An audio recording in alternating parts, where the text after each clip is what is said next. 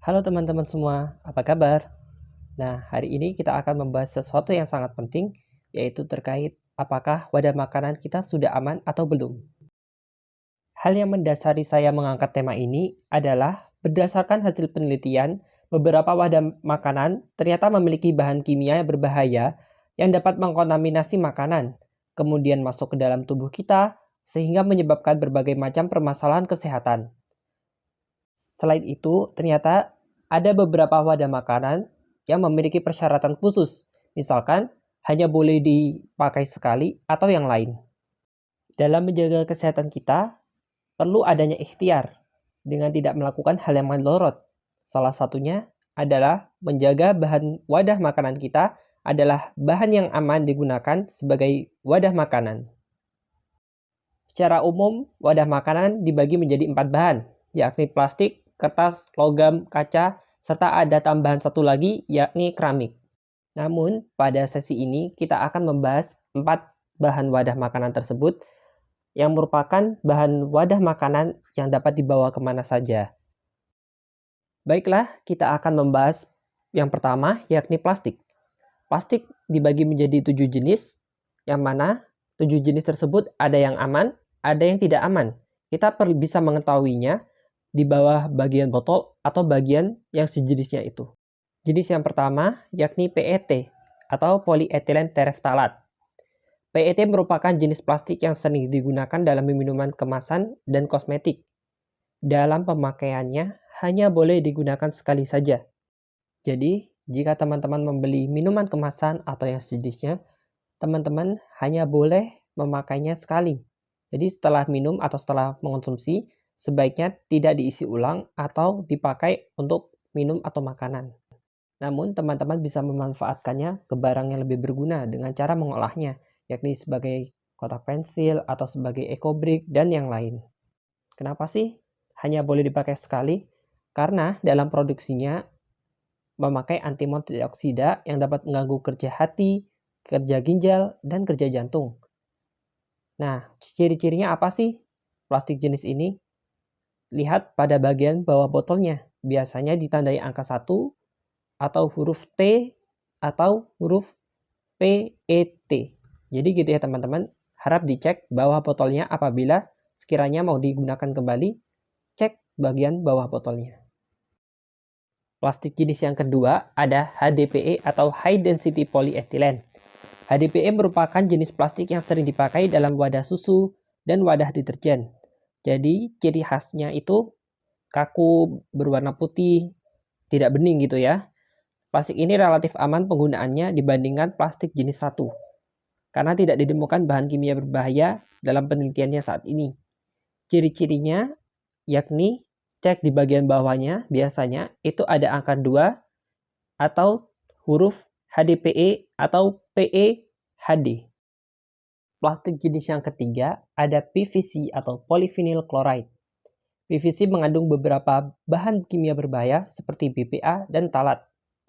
Hal itu dapat menyebabkan masalah kesehatan seperti kanker, kerusakan sistem endokrin, sistem reproduksi, kerusakan otak, dan fungsinya, serta penurunan sistem kekebalan tubuh. Contoh sederhana PVC adalah pada pipa air. Kemudian ada wrap plastik yang biasanya digunakan untuk membungkus sayur dan yang sejenisnya.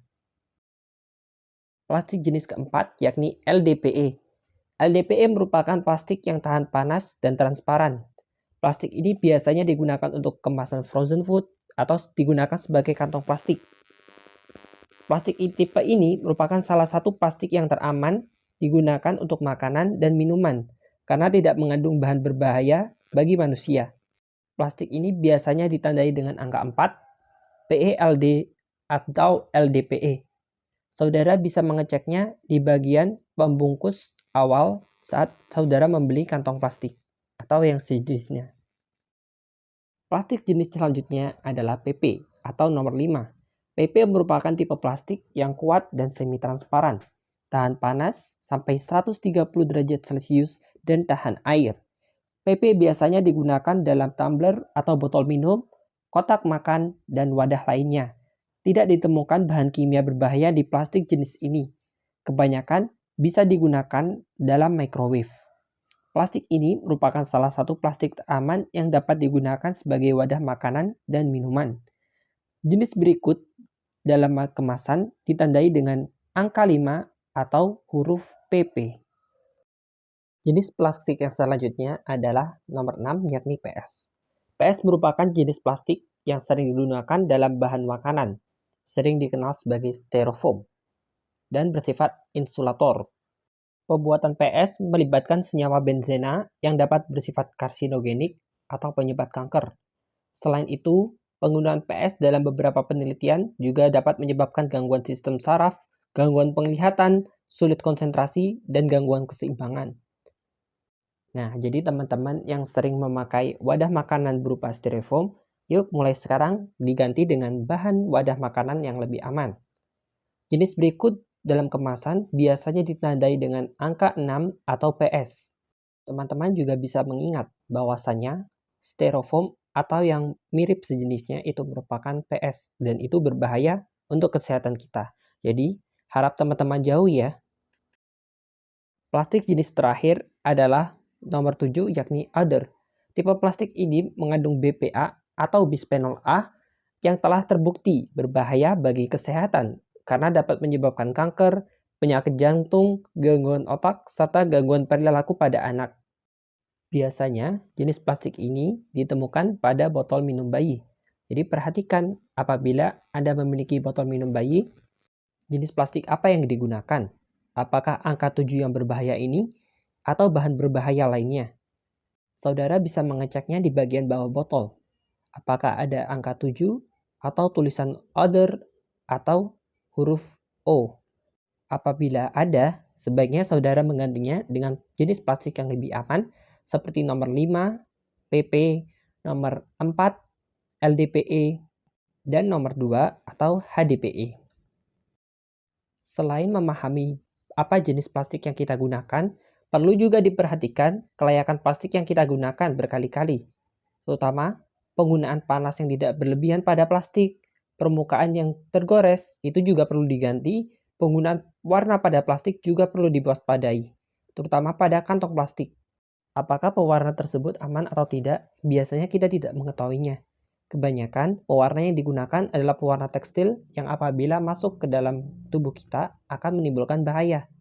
Selain itu, apabila plastik sudah terlalu lama digunakan, sebaiknya diganti. Hal ini demi menjaga kesehatan kita ya. Jenis bahan kedua yang sering digunakan dalam wadah makanan adalah kertas.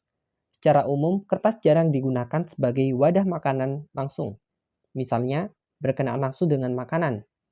Biasanya digunakan dalam kemasan sekunder atau kemasan yang tidak berkenaan langsung dengan makanan, seperti kardus makanan, kotak teh, atau karton minuman.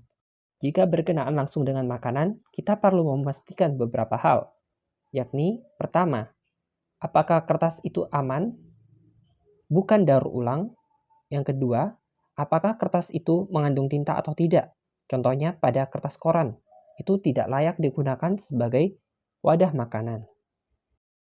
Jenis bahan selanjutnya yakni logam. Secara umum, logam merupakan bahan yang paling aman sebagai wadah makanan dari yang saya sebutkan sebelumnya. Adapun logam yang paling aman digunakan sebagai wadah makanan adalah yang berbahan dasar stainless steel. Saudara bisa mengamati stainless steel biasanya bahannya mengkilap seperti itu. Contohnya pada wajan, pada panci, pada sendok, pada garpu. Adapun logam lain yang dapat digunakan sebagai wadah makanan atau alat masak adalah aluminium. Namun, perlu diwaspadai adanya kerusakan lapisan pada permukaan alat masak atau wadah makanan. Apabila ada kerusakan pada lapisan tersebut, maka sebaiknya perlu diganti. Jenis selanjutnya yakni kaca. Secara umum, kaca merupakan bahan yang aman sebagai wadah makanan. Hanya saja, untuk kaca yang bening dapat meneruskan sinar matahari sehingga bisa merusak bahan makanan. Selain itu, perlu juga diperhatikan. Biasanya, pada wadah makanan berbahan dasar kaca, tutup yang digunakan tersebut bukan terbuat dari kaca.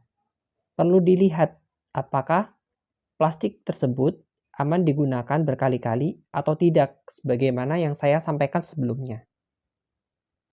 Memang secara umum kaca memiliki keamanan yang lebih tinggi dibandingkan 3 jenis bahan sebelumnya.